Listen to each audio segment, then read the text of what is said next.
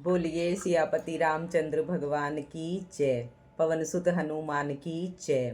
जय जय श्री राधे कृष्णा, जय जय श्री राधे कृष्णा। आज मैं आपको एक भजन सुना रही हूँ जिसमें एक स्त्री अपनी व्यथा सुनाती है इस भजन के माध्यम से और कहती है कि मेरा पूरा जीवन घर को सजाने संवारने में ही लग गया, मुझे कभी भगवान का नाम लेने का समय नहीं मिला। सुनिए उसके शब्द इस भजन के माध्यम से।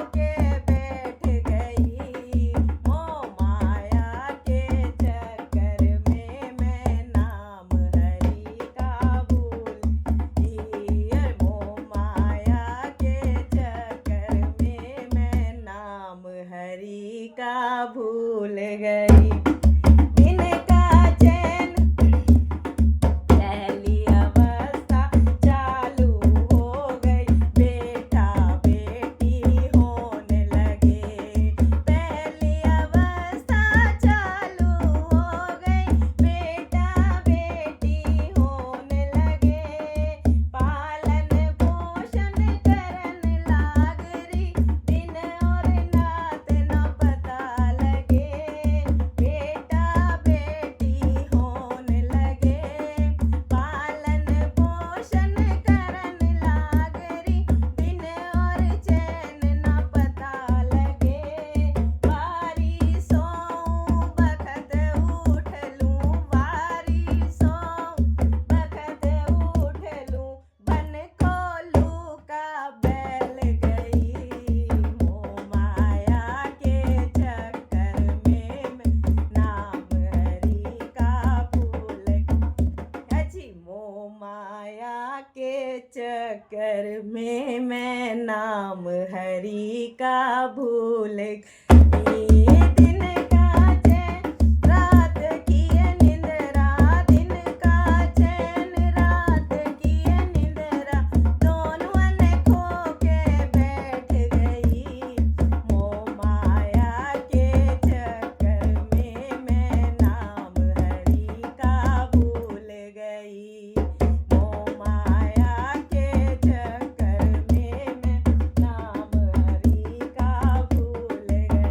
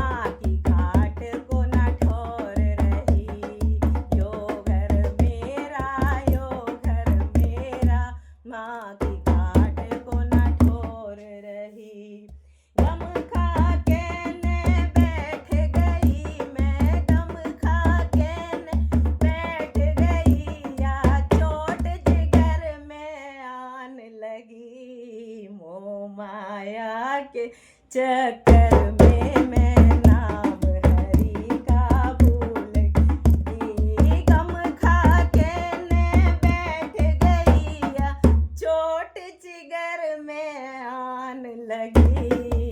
मोह माया के चक्कर में मैं हरि का भूल गई।